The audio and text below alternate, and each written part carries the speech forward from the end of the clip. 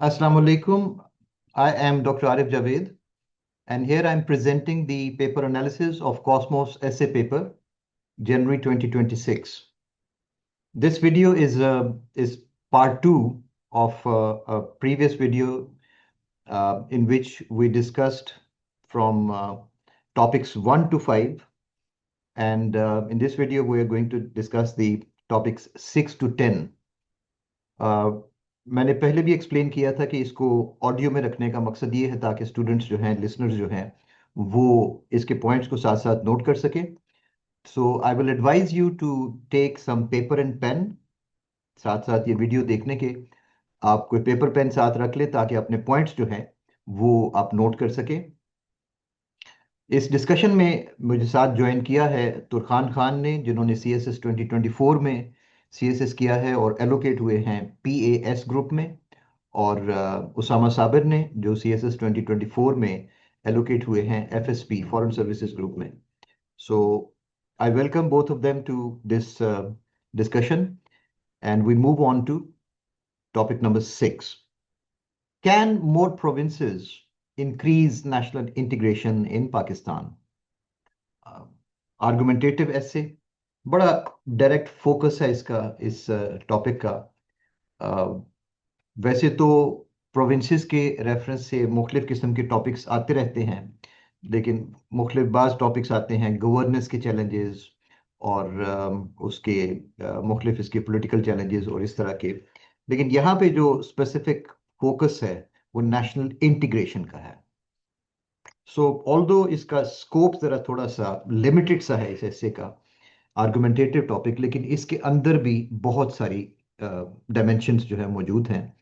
आपको जाहिर है कोई सी एक साइड इसमें लेनी पड़ेगी, यस या नो, और इसको argument counter argument rebuttal of the counter argument वाले स्टाइल से, थीसिस एंटीथीसिस सिंथेसिस के स्टाइल से जो है इसको ऐसे को करेंगे आप। क्योंकि इस टॉपिक की दो साइड्स इस तरह से बनती हैं कि प्रोविंसेस को बाज़ औक़ात ये समझा जाता है कि प्रोविंसेस के अपने अंदर बहुत सारी वॉइसेस हैं कि फर्दर इनको प्रोविंसेस को डिवाइड किया जाए और बेहतर जो है वो जो लोकल कम्युनिटीज़ हैं उनको बेहतर रिप्रेजेंटेशन के लिए सेपरेट प्रोविंसेस जो है वो मिलने चाहिए उनको, और उससे जो है वो ज़्यादा बेहतर तौर पे वो नेशनल इंटीग्रेशन में शामिल हो सकेंगे। लेकिन इसके ऑपोजिट पॉइंट ऑफ व्यू भी मौजूद है कि नेशनल इंटीग्रेशन जो है वो शायद वीकन होती है अगर प्रोविंसेस ज़्यादा होते हैं। सो दो ऑपोजिट पॉइंट्स ऑफ व्यू इसके ऊपर बड़े क्लियर जो है वो मौजूद है। मैं ये डिबेट चाहूँगा कि ज़्यादा बेहतर तौर पे उसामा साबिर और तुरखान खान करें। So let's hear from them what they have to say on this topic number 6.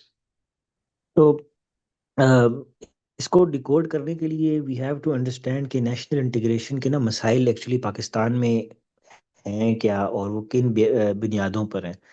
अगर वन कैन डिकोड दैट तो वो इजीली इस डिबेट के अंदर जा सकता है। अब कंसिडरिंग कि प्रोविंशियल की जो दो साइड्स हैं या प्रोविंशियल की जो दो आर्ग्यूमेंट्स हैं वो इस बेसिस पे बन सकते हैं कि वो किस बेसिस के ऊपर, मतलब यानी दो आर्ग्यूमेंट जो साइड ये बन रही है कि किस किन बुनियादों पे जो है उन्हें सूबे बनाने की बात हो रही है। क्या वो एडमिनिस्ट्रेटिव हैं रीजंस हैं, क्या वो रेवेन्यू के ऊपर हैं, क्या वो ब्यूरोक्रेटिक जो लिमिटेशंस हैं फार ऑफ एरियाज की, या वो fartherness of central certain regions from the mainland cities हैं या मेन सिटीज़ है, वो रीज़न है। एडमिनिस्ट्रेटिव एक्सेस की बात हो रही है। तो ये तो अगर कोई करे उस बेसिस के ऊपर अगर हम करें तो yes provinces can increase, and I will take a stance of that as well कि मैं एग्री करता हूँ कि provinces would basically making new provinces. Conditionality obviously यही है कि अगर वो एडमिनिस्ट्रेटिव रीजन के ऊपर बनाया जाए तो नेशनल इंटीग्रेशन और पाकिस्तान को, यानी पाकिस्तान के अंदर जो नेशनल इंटीग्रेशन है उसको बढ़ाएंगे। और उसके बरक्स अगर एंटी थीसिस अगर कोई करना चाहे तो वो फिर यही कहेंगे कि अगर मल्टीपल एथनिसिटीज या एथनिक बेसिस के ऊपर आप प्रोविंसेस को लेके जाएंगे तो वो डिवाइड करेंगे तो they can basically cause more anti state sentiments in certain provinces which is already are under trouble. तो वो फिर नेशनल कोहेजन या इंटीग्रेशन में नहीं बल्कि उल्टा जो है वो डिसइंटीग्रेशन का फैक्टर बन सकते हैं। तो Tarhan, do you agree with my thesis? your thesis is sound and good, but I will take the antithesis. All right. मैं हाँ, I would go against the topic, like as in के अच्छा इस टॉपिक के जो दो पहलू है उसको समझना बहुत जरूरी है, क्योंकि उसने लिखा है can more provinces increase national integration. तो जब आप हम प्रोविंसेस के फर्दरिंग की बात करेंगे तो it is only relevant, your argument is only relevant अगर it somehow connects to national integration. अगर आप ये कहें कि जी if we increase provinces and इससे एडमिनिस्ट्रेटिव एफिशिएंसी बढ़ जाएगी, that is a good governance argument, not an national integration argument. With that setting in mind, when we are going to argue for or against it, तो पहली चीज जो जो viewers देखेंगे वो ये समझ लें कि जो भी आप आर्ग्यूमेंट देंगे प्रोविंसेस या इंक्रीज करने के या नहीं इंक्रीज करने के, वो नेशनल इंटीग्रेशन का जो प्राइमरी कॉन्सेप्ट है उसके साथ लिंक होगा। The minute you move away from it तो फिर आप समझ ही नहीं पाए कि क्या करने चाह रहे हैं नहीं, examiner. I would take a minute to clear in this. Why, when I said about using it administratively, मैं कह रहा हूँ linguistic या ethnicity base के ऊपर नए provinces ना बनाए जाएं। मेरा ये मकसद That's है true. कहने का। That's true. If That's you true. do नहीं नहीं, I that, was not it will addressing further your. disintegrate. नहीं, मैं वैसे हाँ कह रहा हूँ कि वो जो एक कि अगर मैं मेरा पॉइंट थोड़ा मुझे लग रहा है कि मैंने जो पहले बोला है it might be away from the topics की core concept, but what I am trying to say is कि अगर नए सूबे बनाने हैं, वो नीड है सूबों की, तो वो जरूर बनने चाहिए, ये मेरा वो आर्गुमेंट है। लेकिन उनकी बेसिस ये है कि वो नेशनल इंटीग्रेशन, ये हम ऑब्वियसली हम ये तो नहीं डिबेट करें कि सूबे नए बनने चाहिए या नहीं जाने, तो शायद मेरा आर्गुमेंट उस तरफ चला गया। But I will come back to it कि yes they would increase national integration because एक तो होल्ड ऑफ ऑब्वियसली गवर्नेंस वो ज़्यादा स्ट्रांग होता है, तो वो कहीं ना कहीं जब गुड गवर्नेंस होगी तो इंटीग्रेट करेगा मुल्क को। अगर किसी को True, रिसोर्सेज true, मिल रही true. हैं, किसी को राइट्स मिल रहे हैं रिसोर्सेज की तरफ एक्सेस में, तो इवेंचुअली वो इंटीग्रेशन की तरफ जाएगा। तो हाँ, नाउ यू कैन। Right. अच्छा, why would I take the antithesis? I think जो इशू जो मेरा concept of thinking है वो ये है कि पाकिस्तान का इशू ये नहीं है कि प्रोविंसेस हमें ज्यादा चाहिए to improve national, it is essentially कि लोकल गवर्नेंस इंप्रूव होनी चाहिए which will improve national integration, क्योंकि लोकल लोकल लेवल प्रॉब्लम जब सॉल्व हो जाएंगे by local governance institutions, that is the primary way to do it. Rather, making more provinces, in my opinion, would actually go against the idea of national integration. Rather, वो उल्टा तरफ लेके जाएगा, as in because usually जो ये जो demand corners होते हैं, it's usually ethno-linguistic. And so my position would be creating more provinces would actually be detrimental for national integration as opposed to promoting it. आप And करंट डिमांड भी देखते that, हैं, current जो इस वक्त demand है प्रोविंसेस की, वो भी तो एथनो लिंग्विस्टिक आ रही है ना। इस वक्त जितनी भी exactly. आवाजें आ रही हैं एक्स्ट्रा प्रोविंसेस की, वो सारी एथनो लिंग्विस्टिक आ रही हैं। That is the issue. Exactly, sir. So my argument would be that no more provinces would actually go against it, and we should rather improve local governance than to improving or to creating new provinces for national integration. That मतलब ये मेरा argument or line of thinking होगी. Now let's look at it from this angle. K, does national integration also not include social cohesion and inclusion of various ethnicities? Various अच्छा, ethnicities बिल्कुल very cover good होंगी। Point. Provincial जब representation होगी national level पे, तो उससे क्या ज्यादा इंटीग्रेशन नहीं हो जाएगी इसके अंदर, इंक्रीज नहीं होगी? ये भी तो पॉइंट इसके अंदर आता है ना। डिबेट्स का यही तो फायदा है कि इसके अंदर इसका स्कोप बड़ा ब्रॉड हो जाता है। डिबेट्स का ये बड़ा फायदा है साइड की argument. exactly. I think sir if I give a brief comment on that, यही एक्चुअली अगर आप किसी की डिमांड को एक्सेप्ट कर रहे हो तो that is that you are nationally integrated to Pakistan या मेन स्ट्रीम पाकिस्तान के साथ, और आपकी बात को सुना जा रहा है। अगर वो based on just your demands है या नीड्स है। एक रिप्रेजेंटेशन की बात जब हम करते हैं, रिप्रेजेंटेटिव डेमोक्रेसी की जब हम बात करते हैं, तो वो रिप्रेजेंटेशन चाहते हैं ना डिफरेंट शायद सोशल ग्रुप्स की या माइनॉरिटीज की। तो इसी तरह अगर कोई रीजन अगर बनाना चाह रहा है सूबा, और अगर वो बनाना पॉसिबल है, तो आई थिंक वो नेशनल इंटीग्रेशन को बाय डेफिनेशन तो इंक्रीज करना चाहिए। बट तुरहान वाला एलिमेंट मैं थोड़ा सा आई थिंक उस पर भी थोड़ा सा उसको भी लिखूंगा कि वो भी है इंक्लूड होता है कि considering the situation of Pakistan it might backfire as well. But I ultimately still think आपको that my thesis ultimately would आपको बी। लिखना दोनों साइड से पड़ेगा। अल्टीमेटली आप Exactly. यस सर, तो दोनों वो साइड आई से थिंक उसमें फिर हम दोनों को कर देंगे। मतलब सर, मेरा जो सिंथेसिस होगा आपके पॉइंट का, जो मैं सिंथेसिस लिखूंगा वो ये होगा कि when you create new provinces, on the one side जो माइनॉरिटी एथनो लिंग्विस्टिक ग्रुप है उसको आप रिप्रेजेंट कर रहे हैं, लेकिन जिस प्रोविंस से कार्व करेंगे वो उसको रिजेंट करेगा। हाँ सो एसेंशियली वो दोनों ethnicities on the national scale टकराएंगी जब नेशनल असेंबली में दोनों आमने सामने आएंगी। That is how I would synthesize it. Exactly, exactly. but again Turan, it would be clash of ideas and it will make new reforms. Exactly, 100%। So it's a very interesting topic. And debate का ये interesting चीज होती है कि इसके अंदर new ideas बहुत सारे जो है वो शामिल हो जाते हैं। ओके, सो डेफिनेटली इससे एथनिक कंपटीशन भी बढ़ेगा, जो पॉजिटिव साइड पे भी जा सकता है, नेगेटिव साइड पे भी जा सकता है। अगर प्रोविंसेस इंक्रीज किए जाते हैं तो दोनों साइड पे जाया जा सकता है। Okay, we move on to the, this is very fruitful discussion. Let's move on to the next topic, number 7, जो कि इस वक्त बड़ा हॉट टॉपिक है। Number 7, Pakistan rare earths as a security challenge. इसके ऊपर मैं पहले भी एक टॉपिक बना चुका हूँ रेयर अर्थ्स के ऊपर, लेकिन इस दफा मैंने इसको लिया है बिल्कुल करंट पर्सपेक्टिव में, as a security challenge. When we see in the modern world, in the contemporary era, countries being targeted just because of their their natural resources, Pakistan does become one of those countries, and especially due to its geostrategic location also, its rare earths and everything, and we see the superpowers taking interest in it. Doesn't it become a security challenge as well? Now this is an angle of looking at it. ठीक है, इसके जो मैं क्या कहूँ, rare earth's के जो mediocre topics हैं वो ये हैं, जो मैं पहले टॉपिक दे चुका हूँ, rare earths minerals in Pakistan, opportunities and challenges. ठीक है, वो तो उसके ऊपर हमने डिस्कशन कर ली हुई है।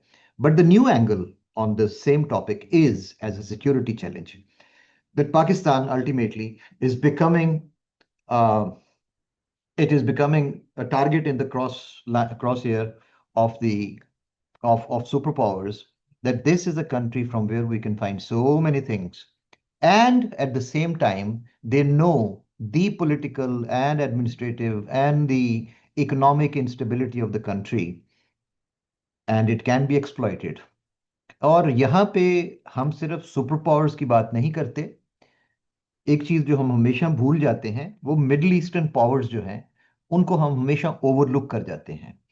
मिडिल ईस्टर्न कंट्रीज की इंटरेस्ट पाकिस्तान के अंदर, knowing how vulnerable we are economically, financially, and wherever we will find a lending hand, a helping hand, तो हमारा बेंट लाजमी होना ही होना है उसकी तरफ, और फिर हमारा एक सिक्योरिटी चैलेंज जो है वो बन रहा है। we become vulnerable to such such allure, I would say. So please आप डिस्कस कीजिएगा इसके ऊपर। So this is topic को first I would break it to understand it, and that would be कि Pakistan's rare earth, लेकिन उसको सिर्फ from a security angle देखना है। इसका ऐसे में ये चीजें नहीं आनी चाहिए कि economy and stuff and how it can be helpful या आई कहाँ से है। द टॉपिक एसेंशियली वांट्स कि आप सिक्योरिटी चैलेंज में इसको लेके जाए। I would take it to 3 levels. एक है लोकल सिक्योरिटी चैलेंज, फिर है regional security challenge, and then international security challenge. This is how I would frame my argument. Good ये गुड। 3 मेरे मेन हेडिंग्स होंगे। Local security challenge combines elements के rare earth जो minerals है, they are located at specific parts of the country. Once those rare earth minerals are mined and sold, तो उसकी जो redistribution of wealth होगा वो कैसे होगा? Because that's where clashes can happen and a new security paradigm within the country can be created.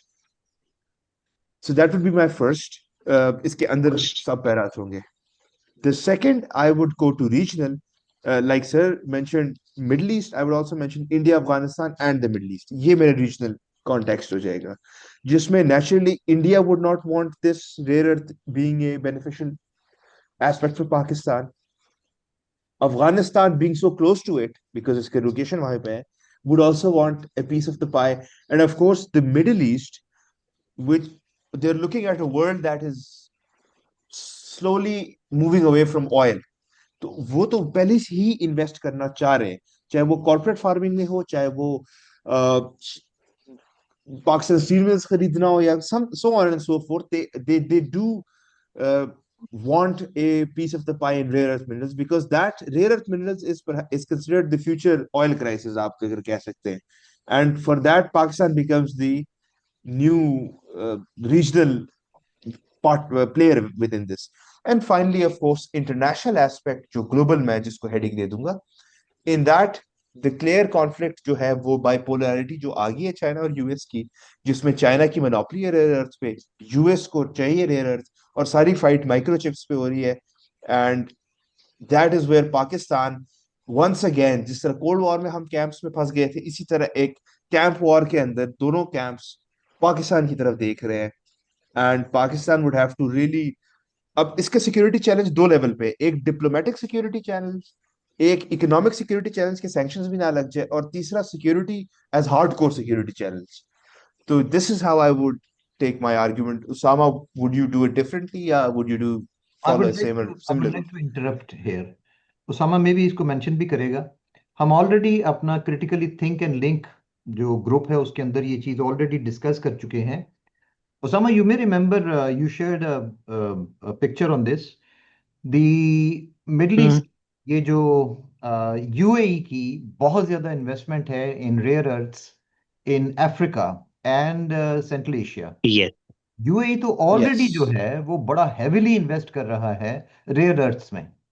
How can it let go Yes. Of Pakistan? How can it let go of Pakistan? And recently, And that is why recently their head of the state came in and yeah, and he has recently signed this defense letter of interest with India as well. So the yes. ये अब ये देखें, अब ये shifting Sands हैं.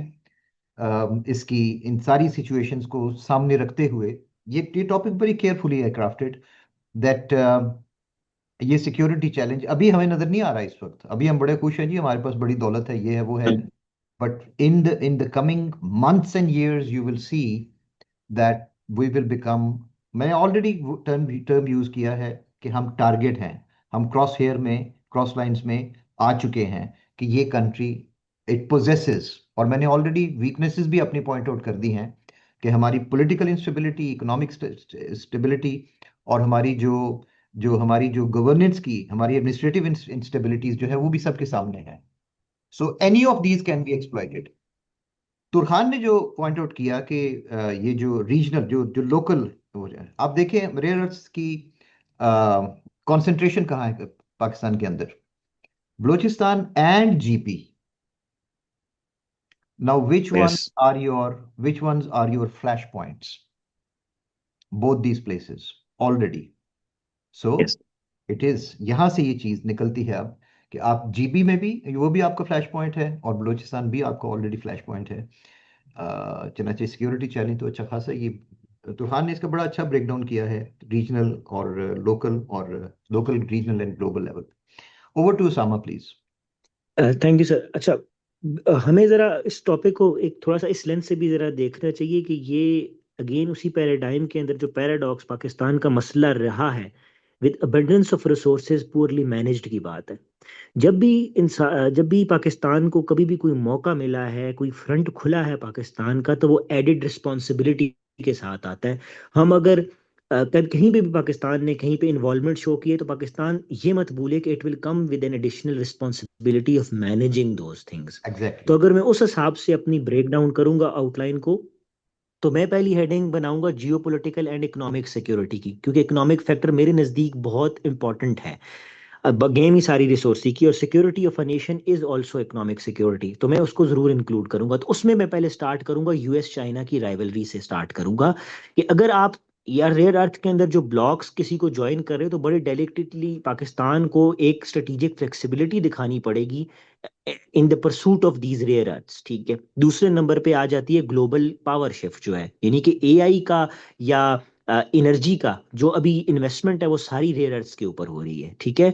तो कैसे जो है हम जो है वो की प्लेयर बन सकते हैं, लेकिन अगर हमारे पास कोई स्ट्रेटेजी ना हुई तो हमें दुनिया साइड पे भी लगा सकती है. हमें शायद एक माइन की तरह यूज किया जा सकता है, या हम एक माइनिंग ग्राउंड हो, जैसे कि आपका अफ्रीका है, तो हमने एग्जैक्टली. जरा उस चीज को भी अवॉइड करना है. तो इन्वेस्टमेंट और गवर्नेंस का पार्ट भी है, ठीक है। हमें जब इन्वेस्टमेंट लेकर आएंगे या इसको हम करेंगे तो हमें सिक्योर बिलिंग और लीगल यानी कि स्टेबल लॉज भी तो लाने हैं ना, और एक वो ट्रांसपेरेंसी भी साथ लेके जानी है, ताकि हम उस मोमेंटम वो कहीं ना कहीं शिफ्ट कर सकें as becoming as an opportunity. फिर दूसरी लेवल पे मैं लेके जाऊंगा इंटरनल एंड रीजनल। मैं जरा रीजनल और इंटरनल को कंबाइन करूंगा सिक्योरिटी को। क्यों? क्योंकि लोकल ग्रीवेंसेस जो कि आपकी रही हैं हिस्टोरिकली बलूचिस्तान में, वो रही हैं because of the proxies of the region. Regional importance, regional hegemony जो है वो इंडिया की, वो जो बनना चाह रहा है, आपसे ऊपर बनने की कोशिश कर रहा है, तो वो इसके अंदर होगा। वो फ्यूल करेगा अनरेस्ट को। जो ऑलरेडी लोकल ग्रीवेंसेस हैं उनको हम कैसे कैटर करेंगे, तो ये एक चैलेंज आ जाएगा। एग्जैक्टली। फिर ओवरऑल आपकी मिलिटेंसी और इंसर्जेंसी तो इन्वॉल्व हो सकती है। और तीसरा बहुत इंपॉर्टेंट पॉइंट, आपको पता है 18th अमेंडमेंट के बाद रिसोर्स मैनेजमेंट के ऊपर ऑलरेडी एफडब्ल्यूए की इन्वायरमेंट से रिलेटेड बहुत सारी ग्रीवेंसेज रही हैं, तो वो सेंट्रल गवर्नमेंट और प्रोविंशियल गवर्नमेंट के दरमियान रिफ्ट भी क्रिएट कर सकती है। तो वो रिसोर्सेज की मैनेजमेंट कैसे होगी। और लास्ट बट नॉट लीस्ट, मैं इसके अंदर स्ट्रेटेजिक और टेक्नोलॉजिकल गैप्स भी लाऊंगा कि हमारे पास कैपेसिटी बिल्डिंग है, हम मिनरल हंट तो करने जा रहे हैं, उससे पहले हमें पहली कैपेसिटी बिल्डअप करनी पड़ेगी। हमें वो पूरी एक इंस्टीट्यूशनलाइजेशन, कंपार्टमेंटलाइजेशन करनी पड़ेगी कि हम वो कैपेसिटी जनरेट करें, ताकि वो हमारे लिए नेशनल पावर पड़े। थोड़ा सा हट हम्म। रहे हैं, टॉपिक से हट रहे हैं। हमारा सिक्योरिटी चैलेंजेस का मेन फोकस है। यहाँ मैं जिक्र करना ठीक है। चाहूंगा दी existing separatist movements are eyeing the value of the rare earths within Balochistan, and they know that they are sitting at a treasure, the future treasure of the future of which of the world. which the superpowers are interested in. And those separatist movements are getting a lot of fuel now from this renewed interest in these gold mines का term ही समझ आती है इसके लिए। Pakistan is already balancing the super powers. आप देखें Reko Diq manage by Canada, उसके बिल्कुल करीब close proximity, I can not put exactly कितने किलोमीटर्स के करीब ही एक और माइन है बहुत बड़ी जो चाइना ऑपरेट कर रहा है। सो पाकिस्तान ऑलरेडी इनको मैनेज कर रहा है, and within the same region you are inviting US as well. और पसनी की जो है पोर्ट जो है गवादर की ऑलरेडी मौजूद है, उसके करीब ही आप पसनी जो है वहां पे यूएस जो है वो स्टार्ट कर रहे हैं और सारा कुछ। तो वो ऑलरेडी पाकिस्तान उनको वो एक एक जगलिंग ऑल दीज बॉल्स, और उसके बाद साथ वो सारा कुछ कर रहे हैं ऑलरेडी। बट नाउ हमारी जो जो वीकनेसेस है उनको एक्सप्लॉइट फर्दर किया जाएगा। तो दी और किस लिए किया जाएगा? For the rare earths. अब हमारी एक और जो है, जो है हमारी स्ट्रेंथ, बट हमारी ये वीकनेस ना बन जाए, दैट इज द पॉइंट। ये है जो इस टॉपिक में बेसिकली हाईलाइट किया गया है। All right, I think we are done with this topic. Is it so? Yes sir. Yes sir, I completely agree with the point you made at the last. Okay, right. Yes, sir. We come to topic number 8. Strings of a lute are separate, yet quiver with the same music. Khalil Gibran की line है ये। Beautiful line, abstract topic, open-ended, can be interpreted in many ways. वैसे तो ये union strength वाली बात है, but the quiver with the same music, अब ये जब एब्स्ट्रैक्ट एब्स्ट्रैक्ट में जाएगा तो इसके ऊपर वही FIRE मॉडल जब हम अप्लाई करेंगे तो स्टार्ट कहाँ से होगा? इंडिविजुअल से। Strings of a lute are separate. Her individual अपनी जगह अपना रोल प्ले करता है, लेकिन उस म्यूजिक के साथ चलेगा तो कोई म्यूजिक बनेगी। अगर वो अलग से कोई रेजोनेट करेगा तो फिर वो म्यूजिक का हिस्सा नहीं है। आपने महसूस किया?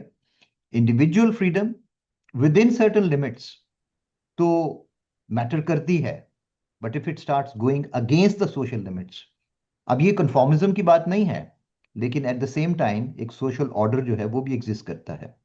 अब इसको लेके जाएं इंडिविजुअल पे, फैमिली पे, रिलेशंस पे, प्रोफेशन पे, सोसाइटी पे, जब ब्रेक डाउन करें इस टॉपिक को, इतना ब्रॉड इसमें से चीजें निकलती हैं।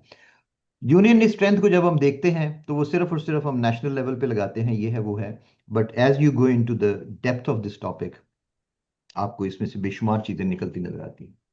Usama Sabir, I think you would like to speak about this topic. I really love this line. I think this would be my favorite line of my favorite topic of this whole beautifully composed essay paper.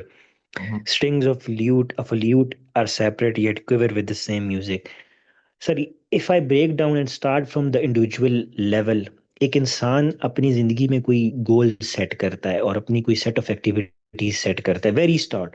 तो एक इंसान भी बाज औकात different जो है वो strings बजा रहा होता है। कहने का मतलब है वो डिफरेंट एक्टिविटीज कर रहा होता है या डिफरेंट उसकी हॉबीज होती हैं या डिफरेंट उसकी कोई मसरूफियात होती हैं। But they should be directed to a same purpose in life, कोई उसकी पर्पस होगी। तो यहाँ से इस चीज को अगर मैं बिल्ड अप करना शुरू करूँ Very good. तो going towards, if your spouse is your partner is there, he or she can be of a different personality, but you both should work towards, maybe कुछ के लिए mental peace बहुत होता है, कुछ के लिए prosperity in the careers बहुत important होती है, whatever the goal you mutually have decide, तो आप उस पे जाओगे। दोस्ती के अंदर लगा दे, उसके अंदर भी आप डिफरेंट शख्सियात के लोगों को देखते हैं और वो पास बैठ के एक दूसरे से बात कर रहे होते हैं and they quiver with the same music because वो एक दूसरे के साथ एक दूसरे के अंदर एक कंफर्ट फाइंड करते हैं।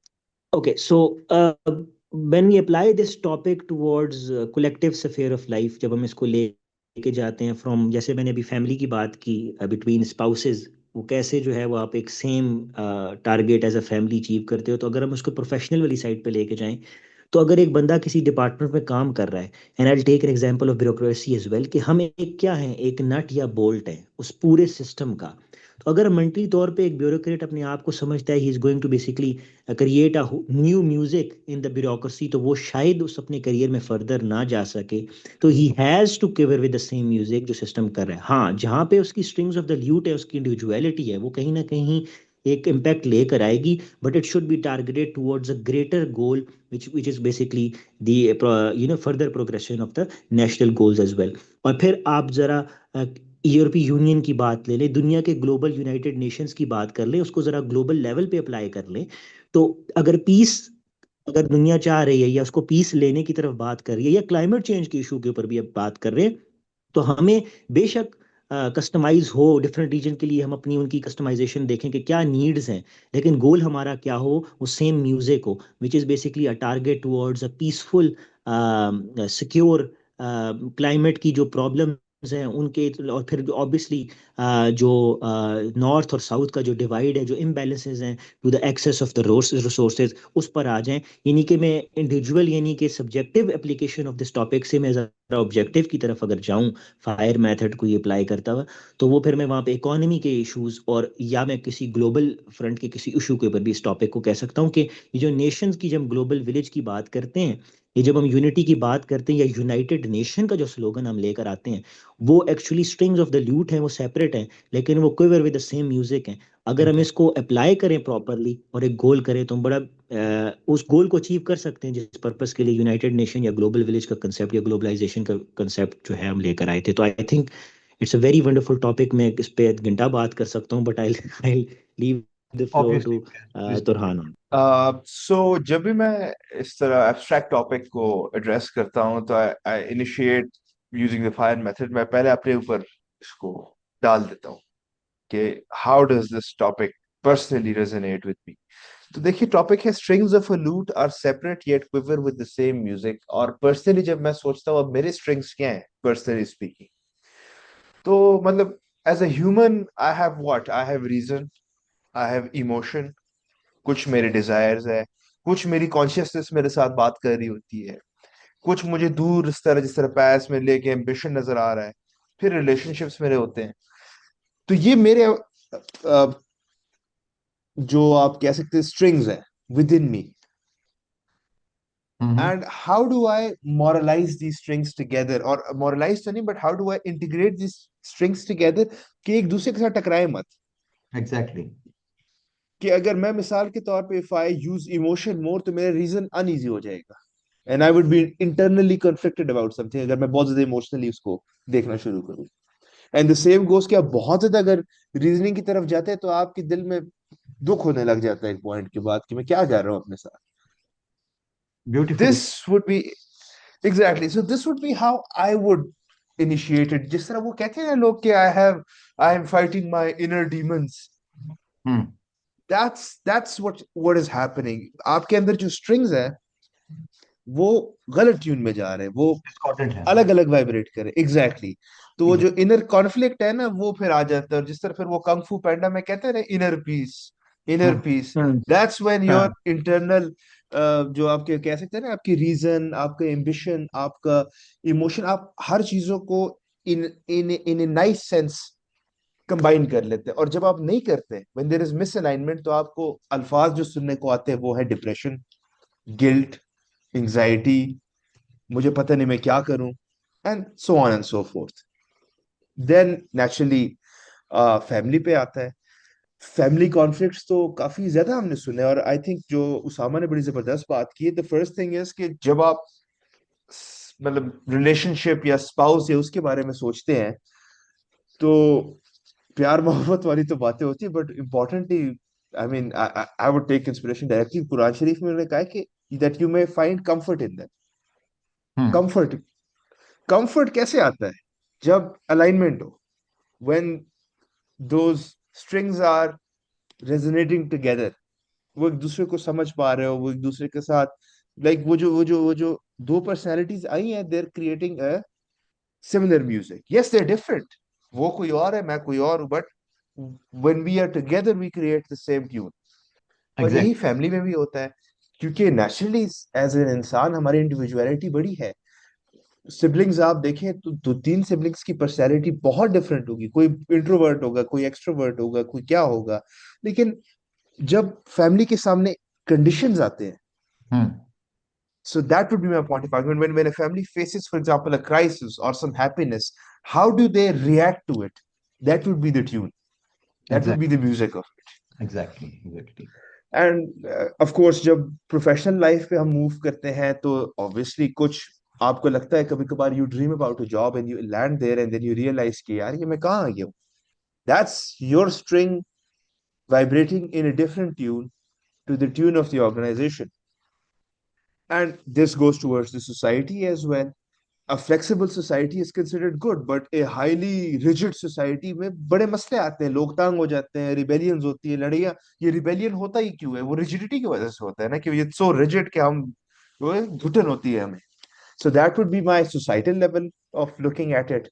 Of course, as we go higher and higher, फिर national level पे थोड़ा सा ये, I would say it's a little easier to interpret, क्योंकि ये तो बड़ी deep सी सोचने वाली बात है, अपने आप के साथ connect करने की। हम्म National level पे तो it becomes easier. You look at society, you look at the nation, कि while there are individuals and different ethnicities, but together they form one united nation, जो इसकी जो मिलजुल के एक साथ अपने डिफेंस के लिए या अपने सक्सेस के लिए काम करें, and so on and so forth. So आप लोगों वो ने तो फिर तो ऑब्जेक्टिव हो जाता पूरी ऐसे डिकोड करके रख दी है, ये पूरी है। एब्स्ट्रैक्ट ऐसे का पूरा मटेरियल दे दिया है स्टूडेंट्स को। Very well done. Yes sir, it is so thank you beautiful sir. Sir. Beautifully done. Thank you so much. Thank you. We quickly move on to the topic number 9 now, a rather technical topic, energy challenges of the contemporary era and Pakistan's energy mix. Expository topic. सबसे पहले तो define करने की जरूरत है कि पाकिस्तान का energy mix है क्या। सबसे पहले तो ये डिफाइन होगा कि पाकिस्तान का एनर्जी मिक्स क्या है, और पाकिस्तान एनर्जी किन तरीकों से प्रोड्यूस कर रहा है। Energy challenges Pakistan contemporary era के हैं क्या, ये भी डिफाइन करना पड़ेगा सेपरेटली। और अब एनर्जी चैलेंजेस को मीट किस तरह कर रहा है पाकिस्तान का एनर्जी मिक्स, क्या मीट कर पा रहा है या नहीं। फिर इसको हम करेंगे 3 पार्ट्स में डिवाइड करेंगे। Pakistan energy mix meeting these challenges currently in the short term, like 5 years or 10 years, then in the long term, like 20 years, 25, 30 years, और क्या एनर्जी मिक्स ऐसा है कि ये उसको, and at the same time of course, and whenever we talk about energy, the first concern is the environment. ये कोई कमाल नहीं है जिस तरह से आजकल हम देखते हैं ईवी चार्जिंग के लिए, ये whenever we stop at the motorway, जो स्टॉप ओवर्स हैं, तो वहाँ पे इलेक्ट्रिक व्हीकल्स की चार्जिंग के लिए वो चार्जर तो लगे हुए हैं, लेकिन उनके पीछे बिजली कहाँ से आ रही है? वो फिर जनरेटर है जो गैस That's very good.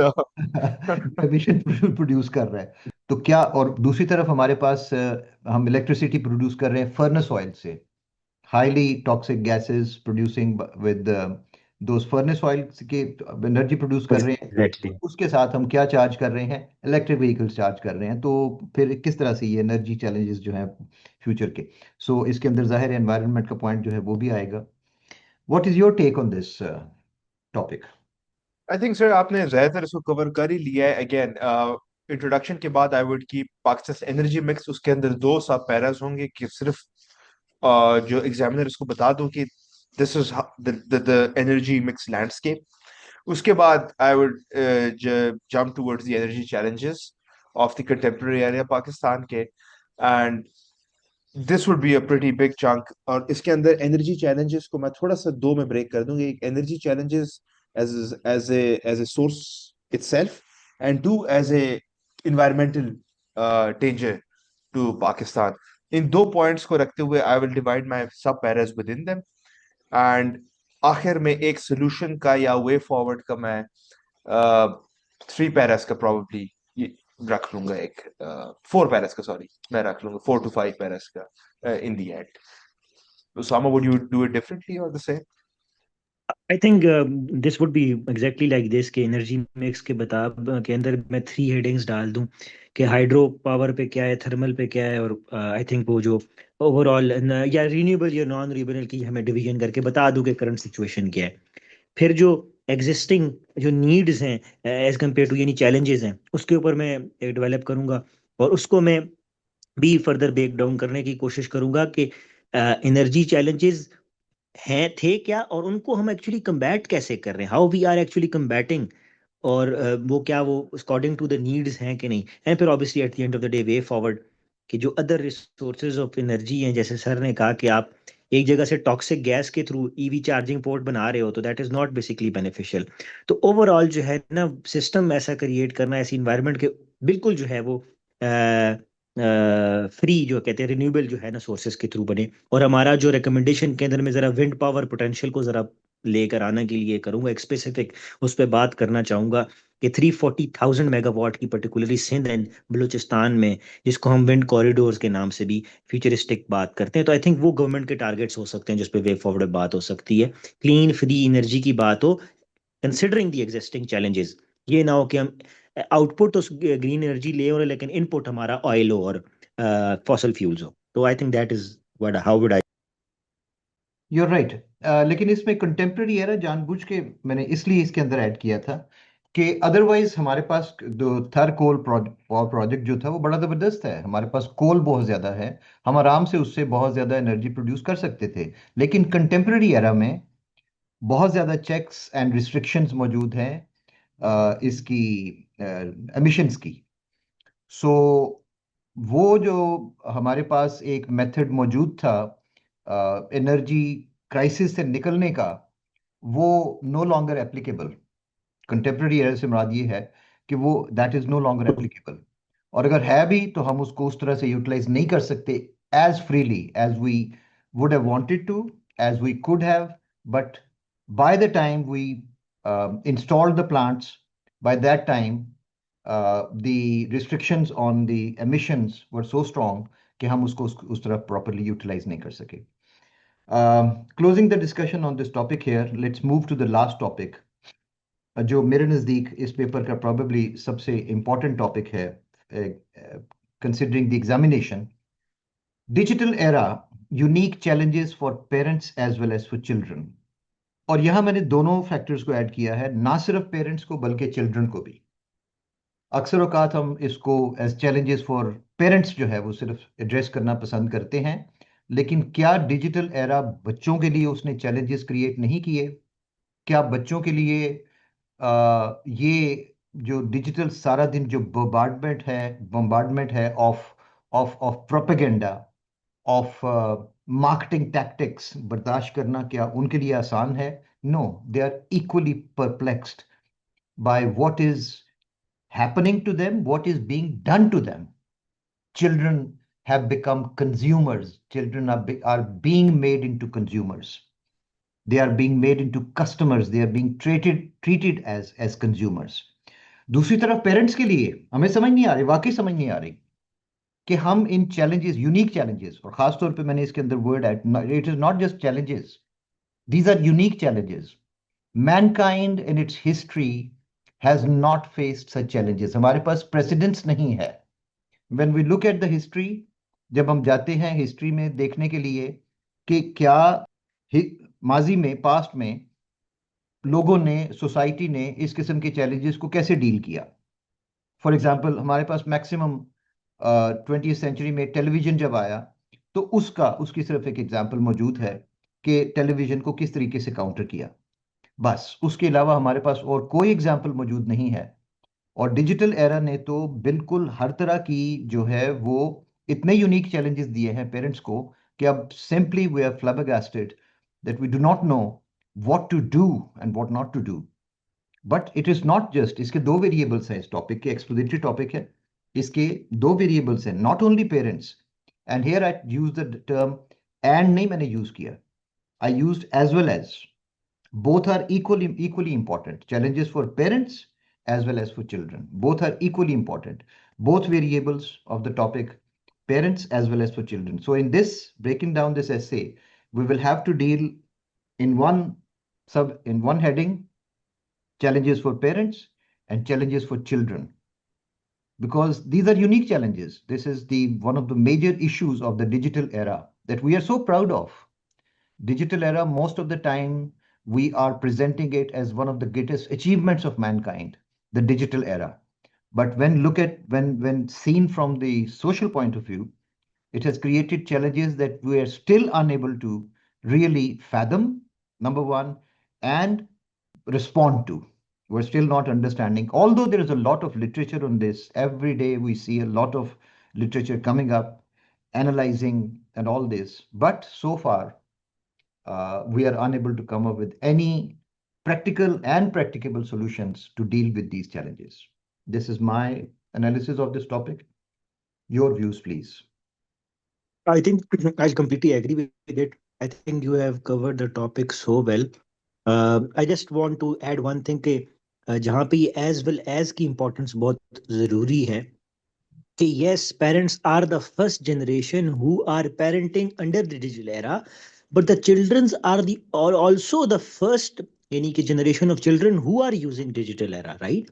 हमें इधर सेंसिटिविटी को जब बैलेंस क्रिएट करूंगा, बिकॉज आपने यूनिक चैलेंजेस तो डिस्कस कर दिए पेरेंट्स और चिल्ड्रन के, तो अगर मैं वे फॉरवर्ड अगर इस पे बात करूं तो जो सेट ऑफ वैल्यूज है और जो बैलेंसिंग एक्ट है बिटवीन डिजिटल एंड फिजिकल, वो एजुकेशन में कह लें या फिजिकल अवेलेबिलिटी या फिजिकल एक्टिविटीज को ही ले ले, जिसमें अगेन वो जो चैलेंज हेल्थ का भी आ जाता है, आपके पोस्टर इश्यूज भी हो जाते हैं बच्चों के, तो उसको काउंटर करने के लिए हमें कहीं ना कहीं एक पॉलिसी, यानी कि डिजिटल एरा की डिजिटल यूज या पॉलिसी कहीं ना मेकिंग करनी पड़ेगी और कंट्रीज को बैठना पड़ेगा कि कैसे फिजिकल एलिमेंट को ज्यादा से ज्यादा किया जा सके, ताकि ओवरवेलमिंगली हम डिजिटल या डिजिटल वर्ल्ड के ऊपर रिलाय ना करें. I think pretty much सब कुछ cover हो गया है इसमें. I don't think I have much left to add on. And जो उसामा ने बड़ी अच्छी बात की कि जो उसके जो हम वे फॉरवर्ड देंगे उसमें ये यूनिक चैलेंजेस और एज वेल एज को बहुत केयरफुली देख के एक बड़ा बैलेंस रिस्पॉन्स देना है. You are not asking to and the digital era, you still want to use the benefits of the digital era, but you want to mitigate its challenges. So it really challenges our minds as well as aspirants कि मतलब अब हम solution दे रहे हैं as a to a problem that is also unique to us. We are the products of this digital era and we are also facing Tuhan, these what challenges. about the pre-CTP? तुहान, what about the pre-CTP? ये जो online हमारी training bureaucracy में डाल दी गई है, देखिए हर चीज हम भी मुतासिर हो रहे हैं इस चीज से. Obviously बिल्कुल ऐसी है. So that's so by the way, the structure would be very simple. The topic actually initially is very simple. इसका structure मेरे सामने यही है कि जो digital era की unique challenges for parents है, ये main heading है, and for children दूसरी main heading है, but they have to be thoroughly dealt with. and of course फिर way forward देना है, मगर way forward would be where I would really think hard. It is the tricky part. It's where That is the tricky I'm part. trying to, because Agree. I'm trying, exactly, I'm trying to find a solution to a problem that I haven't fully absorbed or encompassed to its full extent to Exactly. parents and children. So that's where the tricky part of the of this essay, I think, comes. Exactly. I must mention the digital era as well. अक्सर लोग digital era को limit कर देंगे social media तक सिर्फ. No, digital era does not mean social media only. Digital era के अंदर आपका chat GPT भी आएगा, आपकी education in the digital era भी आएगी, growing in the digital era भी आएगा, और डिजिटल एरा इन एजुकेशन भी आएगा, डिजिटल एरा इन हेल्थ भी आएगा, डिजिटल एरा इन गवर्नेंस भी आएगा, डिजिटल एरा हर चीज के अंदर है। वो ऐप जो आपके पास है पुलिस की, वो ऐप बच्चों के पास भी है पुलिस की। कंप्लेंट जो है वो सिर्फ ये नहीं है कि सिर्फ वो पेरेंट्स ही सिर्फ पुलिस को कंप्लेन कर सकते हैं, बच्चे भी पुलिस को कंप्लेन कर सकते हैं। सो डिजिटल एरा जो है वो सिर्फ और सिर्फ आपने सोशल मीडिया तक नहीं, अक्सर प्रॉब्लम ये है कि डिजिटल एरा की बात आती है तो लोग सिर्फ सोशल मीडिया तक इसको महदूद कर देते हैं। नो, डिजिटल एरा की एप्लीकेशन जो है वो बहुत ब्रॉड बेस्ड है। All right, here we end this wonderfully fruitful discussion. I hope viewers, listeners, students, this discussion has been useful for you. और आप इसको प्रॉपरली यूटिलाइज कर सकेंगे इन पॉइंट्स को, if you have taken note of this points, और इनको properly utilise कर सकेंगे अपनी ना सिर्फ एसेज में, बल्कि जो मेन पर्पस था, मैं दोबारा जिक्र करूंगा कॉस्मोस इंग्लिश स्कूल का जो बेसिक जो लाइन है, दैट इज एम्पावरिंग माइंड्स। और आपने ये 2 वीडियोस में देखा होगा कि सारा जो पर्पस था इस सारी डिस्कशन का, वो पर्पस था to empower your mind, to broaden your mind, के सामने देखे लिखे हुए लफ्ज सिर्फ यहीं तक महदूद नहीं है। जब इनके ऊपर जब अपनी इंटेलेक्चुअल और क्रिटिकल थिंकिंग जब अप्लाई की जाती है, तो इन दोनों जेंटलमैन ने, उसामा साबिर ने और तुरखान खान ने आपको दिखाया है कि इसके अंदर किस तरह से लेयर अंडर लेयर कितनी ज़्यादा इसके अंदर मीनिंग जो है वो एम्बेडेड है इनके अंदर। तो दीज आर नॉट जस्ट ऐसे topics, these are different topics of debate, और इसके अंदर पूरी पूरी जो है वो रिसर्च टॉपिक्स हैं, और बहुत कुछ इसके अंदर जो है वो किया जा सकता है। I thank you once again for participating in this, Osama Sabir and Turkhan Khan, for taking out time and taking part in this discussion. Thank you so much, sir. Thank you Thank you so for much, sir, inviting for us. inviting us. You're welcome.